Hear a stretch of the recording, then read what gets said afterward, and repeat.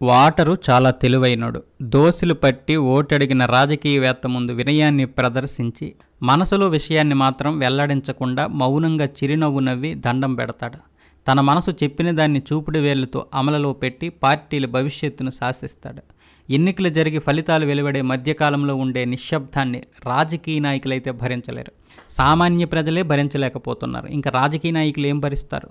అది అంత భయంకరంగా ఉంటుంది. మరి నిజమైన ఆత్మవిశ్వాసంతో ఉండే నాయకులు కొందరైతే ఓడిపోతామనే అనుమానం ఉన్న పైకి మేకపోతు గాంభీర్యాన్ని ప్రదర్శించే నాయకులు మరికొందరు ఉంటారు. ముఖ్యంగా ఈసారి ఆంధ్రప్రదేశ్ రాష్ట్రంలో అన్ని పార్టీలకు విజయం కీలకమైనదిగా నిలిచింది. తెలుగుదేశం అధినేత నారా చంద్రబాబు నాయుడు తన రాజకీయ జీవితంలో 4వసారి ఆంధ్రప్రదేశ్ రాష్ట్ర ముఖ్యమంత్రిగా ప్రమాణ స్వీకారం చేయబోతున్నాడు.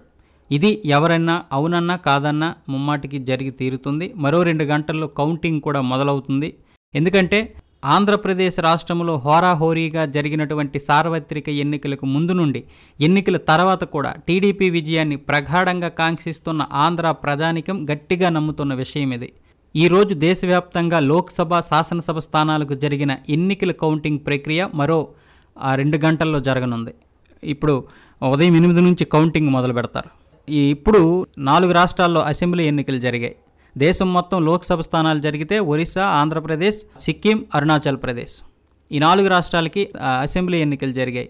మొన్న 2వ తారీఖు అరుణాచల్ ప్రదేశ్ అలాగే సిక్కిం యొక్క అసెంబ్లీ ఫలితాలు ఈసీ ప్రకటించింది. అందులో అరుణాచల్ ప్రదేశ్ బీజేపీ కైవసం చేసుకుంది. బీజేపీ ఇప్పుడు 46 సీట్లతో ప్రభుత్వాన్ని ఏర్పాటు చేయబోతుంది. అలాగే సిక్కింలో అక్కడ ఉన్నటువంటి లోకల్ పార్టీ ఎస్కేఎం 31 సీట్లు గెలుచుకొని అక్కడ పూర్తిగా తుడిచిపెట్టేసింది. ఒకే ఒక్క సీటు మాత్రం ప్రతిపక్షానికి ఇచ్చింది. మిగతా 31 సీట్లు తను గెలుచుకొని ప్రభుత్వాన్ని ఏర్పాటు చేయబోతుంది. ఇక మిగిలినవి ఒరిస్సా, ఆంధ్రప్రదేశ్. ఒరిస్సాను పక్కన పెడితే దేశం మొత్తం మీద జగన్మోహన్ రెడ్డి ప్రభుత్వం మళ్ళీ ఏర్పాటు చేస్తాడా, లేకపోతే చంద్రబాబు నాయుడు ముఖ్యమంత్రి అవుతాడా అనేది దేశం మొత్తం ఎదురు చూస్తున్నటువంటి రాష్ట్రం ఆంధ్రప్రదేశ్. ఎందుకంటే ఆంధ్రప్రదేశ్ రాష్ట్ర రాజకీయాలు అంత వేడిగా ఉంటాయి, అంత ఉత్కంఠని రేకిస్తాయి. ఎలాగైనా సరే వైసీపీ పాలనను అంతమొందించి సంకల్ప బలంతో చేతులు కలిపిన కూటమినే విజయం వరిస్తుందనే నమ్మకం అందరిలోనూ కనిపిస్తుంది. మరో 2-3 గంటల్లో ఆ విషయం తేలిపోతుంది కూడా. ఇక్కడ మనం ప్రధానంగా చర్చించుకోవాల్సిన అంశాలు అనేకం ఉన్నాయి. అన్నింటికన్నా ముందుగా నారా చంద్రబాబు నాయుడు మనస్తత్వం గురించి మాట్లాడుకుంటే, చంద్రబాబు నాయుడులో కక్ష సాధింపు ధోరణి అనేది కానీ, హద్దులు దాటిన మాటలు కానీ ఆయనలో కనబడవు. ఇది ఎవరు అవునన్నా కాదన్నా ఒప్పుకోవలసినటువంటి నిజం. రాజకీయాల్లో ఉండే సహజమైన విధానంతో ప్రత్యర్థి పార్టీల పట్ల కాస్త కటువుగా ప్రవర్తించినప్పటికీ పనిగట్టుకుని వ్యక్తిగతమైన కక్షలతో ఎదుటివారిని ఇబ్బంది పెట్టడం అనేది మాత్రం చంద్రబాబు నాయుడులో ఉండదు. అయితే 2019లో అధికారాన్ని చేజిక్కించుకున్న వైసీపీ ప్రభుత్వం సాధించిన కక్ష సాధింపు ధోరణి చంద్రబాబులోని సహనాన్ని పరీక్షించిందనే చెప్పాలి.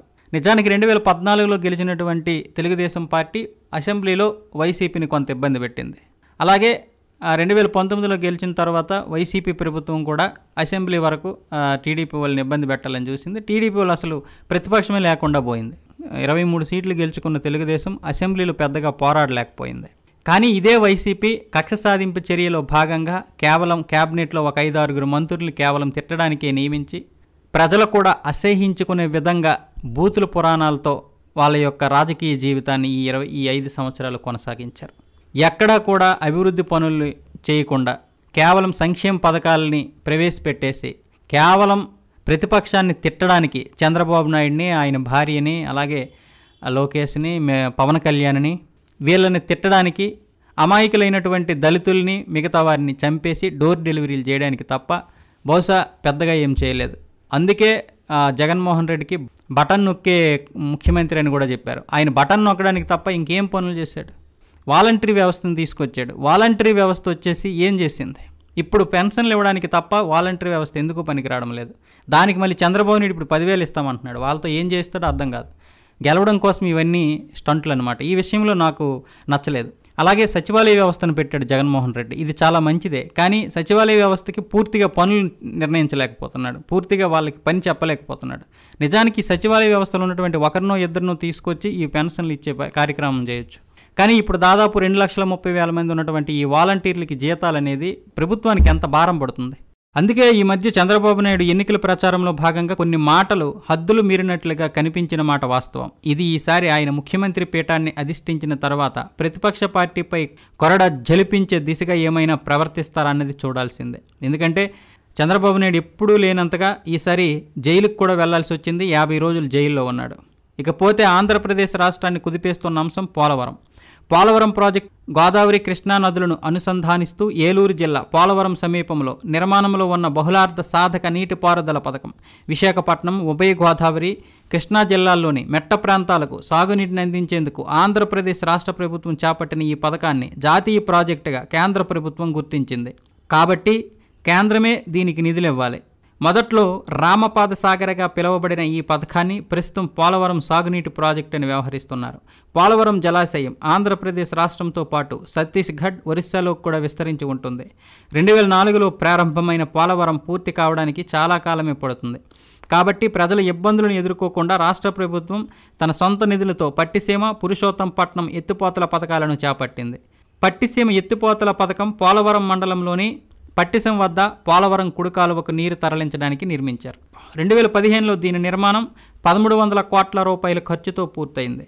1638 కోట్ల రూపాయల అంచనా వ్యయంతో పురుషోత్తంపట్నం ఎత్తిపోతల పథకం 2017 ఆగస్టులో తొలి విడత పూర్తయింది.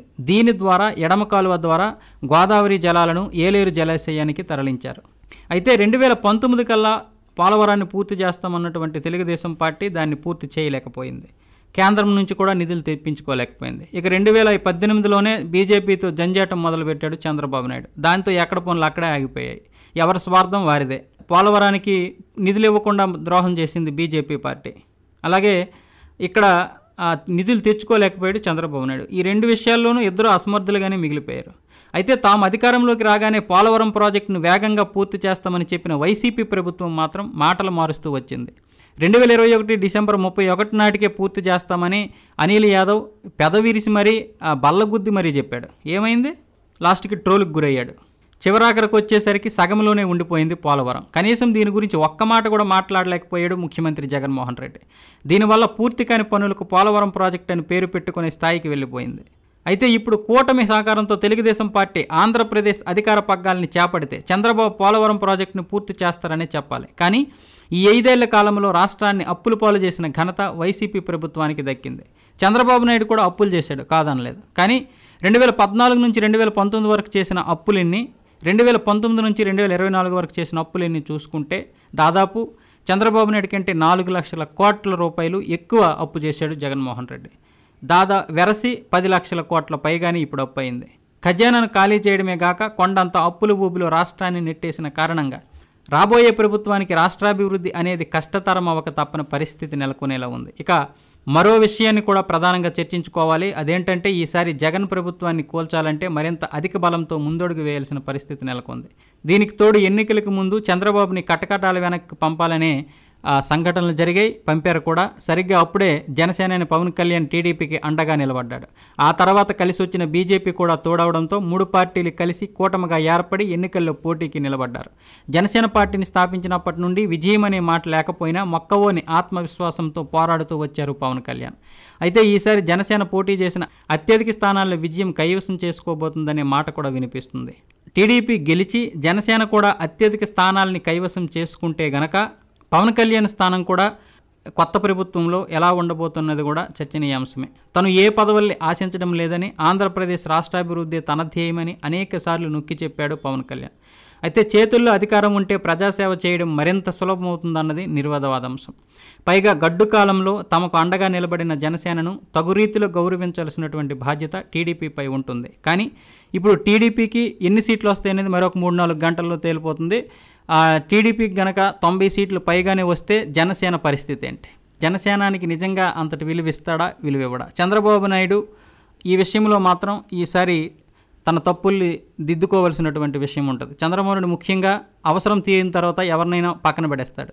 ఈసారి అలా కాకుండా పవన్ కళ్యాణ్కి తగు రీతిలో, అంటే ఒకవేళ 90 సీట్లు పైగానే ఒకవేళ తెలుగుదేశంకి వచ్చినా కూడా, ఎందుకంటే అందులో పవన్ కళ్యాణ్ గాలి కూడా వీస్తుంది కాబట్టి, పవన్ కళ్యాణ్ అభిమానులు ఎవరైతే ఉన్నారో వాళ్ళు రాష్ట్రం మొత్తం కూడా కొత్తగా ఓట్లు వచ్చినటువంటి యువత ఉంది. వాళ్ళు దాదాపు 30% మంది యువత పవన్ కళ్యాణ్కి ఓట్లు వేసే అవకాశమే ఉంది. అంటే పవన్ కళ్యాణ్ కంటే టీడీపీ కూటమికి. కాబట్టి తెలుగుదేశం సొంతంగా అధికారాన్ని చేజిక్కించుకున్న జనసేనకు మాత్రం తగు రీతిలో స్థానాన్ని కల్పించాలి. అలాగే తెలుగుదేశం పార్టీలోని సీనియర్స్ మొదలు కార్యకర్తల వరకు తమ నాయకుడి మాటను జవదాటకపోవడం తెలుగుదేశం పార్టీని బలమైనదిగా నిలబెట్టిన ప్రధానమైన అంశం. 7 పదులు దాటిన చంద్రబాబు ఈసారి అధికారం హస్తగతమయ్యాక ఓ 2 ఏళ్ల తర్వాత పార్టీ పగ్గాల్ని తనయుడు లోకేష్కి అప్పగించే ఆలోచనలు ఉన్నట్లుగా వినిపిస్తోంది. దీన్ని అనివార్యమైన అంశంగానే పరిగణించాలి. అంతకంటే రాజకీయంగా తన సమర్థతను పెంచుకున్న లోకేష్ భవిష్యత్తులో మరింత శ్రమించి పార్టీని ఉక్కిపిడికిలి నాయకత్వంతో ముందుకు తీసుకెళ్లాల్సినటువంటి అవసరం ఎంతైనా ఉంది. లోకేష్ని ఎంతవరకు నమ్ముతారు ప్రజలనేది చూడాలి. ప్రస్తుతం తెలుగుదేశం పార్టీలోని లొసిగుల్ని తొలగించి బలోపేతానికి చంద్రబాబు నాయుడు ఎటువంటి చర్యలు చేపడతారనేది కూడా కొద్ది రోజుల్లోనే తెలిసిపోతుంది. ఏదేమైనా ఆంధ్రప్రదేశ్ రాష్ట్రంలో కూటమి జయకేతనం ఎగురవేయాలని 4వ సారి కూడా నారా చంద్రబాబు నాయుడు ఆంధ్రప్రదేశ్ రాష్ట్ర ముఖ్యమంత్రిగా ప్రమాణ స్వీకారం చేసి గతంలో చేసినటువంటి తప్పులు చేయకుండా గతంలో 2014లో గెలిచిన తర్వాత ఏదైతే ఎమ్మెల్యేలు అవినీతి చేశారో వాళ్ళని కట్టడి చేయలేకపోయినటువంటి చంద్రబాబు నాయుడు ఈసారి అవినీతి చెయ్యనివ్వకపోవడమే కాకుండా అభివృద్ధి పనులు, సంక్షేమ పథకాలు 2 అమలయ్యి చేసినటువంటి వాగ్దానాలు తీర్చుకొని అలాగే రాష్ట్రానికి ఆదాయం పెంచి అప్పులు చేయకుండా అలాగే కొన్ని అప్పులు తీరుస్తూ అలాగే వైసీపీ ప్రభుత్వం ఏదైతే ఉందో కొన్ని స్కూళ్ళని తాకట్టెట్టేసింది. ప్రభుత్వ స్థలాలంటే ఎవరైనా తాకట్టెడతారులే, కానీ అవసరానికి అంటే పబ్లిక్ అవసరమైనటువంటి కొన్ని ప్రదేశాలనైనా విడిపించి అది మళ్ళీ వాళ్ళకి అందుబాటులోకి తీసుకురావాలని మనం మనస్ఫూర్తిగా కోరుకుందాం.